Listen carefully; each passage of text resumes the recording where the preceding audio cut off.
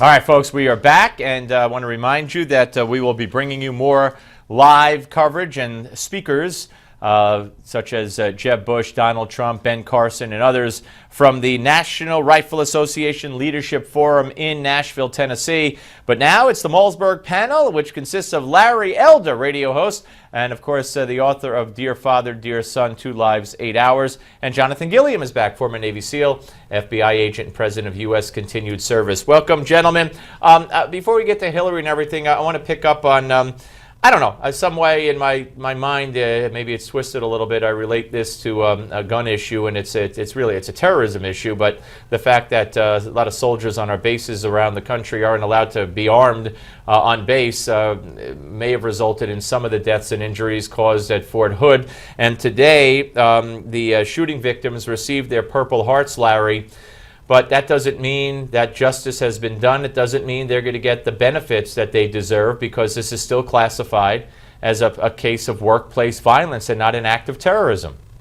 Well, I think they're reconsidering whether or not they're going to call it workplace violence. The problem is they are arguing that the injuries are not combat related, and as a result, the people that are injured are still going to have to fight to get their benefits. Yeah, well, that's just as bad. Yeah, it's incomprehensible that would be the case. I mean, to nitpick over the benefits that these people need to live.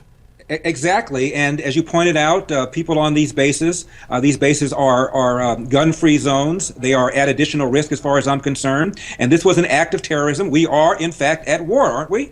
We are. What about it, Jonathan? Well, you know, what you just talked about these individuals not being armed is one of my biggest issues that I have. You will give somebody weapons and you allow them to go over and fight an enemy out in the field by themselves, and then they come back and for some reason they're not responsible enough to carry a weapon even on base. That is the biggest problem that I have out of the whole Fort Hood, the 2 Fort Hood shootings that have happened. But when it comes to the way that it's been treated, I think it's just been treated like a second-class citizenry of, you know, let's just kind of push this thing off to the side. I don't think that the government has taken care of these people, again, just like the VA system doesn't take care of people. And I think this is an ongoing problem with the way we treat people that serve this country. Yeah, absolutely. All right, let's move on to Hillary. Larry, why do you think Hillary is chosen, reportedly, to announce on a Sunday and via Twitter, as opposed to a weekday with a big, event that all the press could be at? I have no idea. All I know is that the last time, I believe, she announced it on Facebook. So this is kind of similar. Maybe she doesn't want questions. Maybe she wants to be understated. Maybe because so many people know so much about her. She is she's the deal done candidate. So maybe she feels she doesn't need to do a big splash like some of the other Republicans have done. Yeah, Jonathan, I mean, yeah, some people say that, she's trying to be hip and try to make people think, that she's relates to technology in a sense. I think you guys are giving her the benefit of a doubt. I think from my training and expertise as an investigator, what I'm looking at is somebody who knows that they're wrong in doing some of the things that she's done and that are in the press right now. And this is the easiest way to announce without having to face any questions.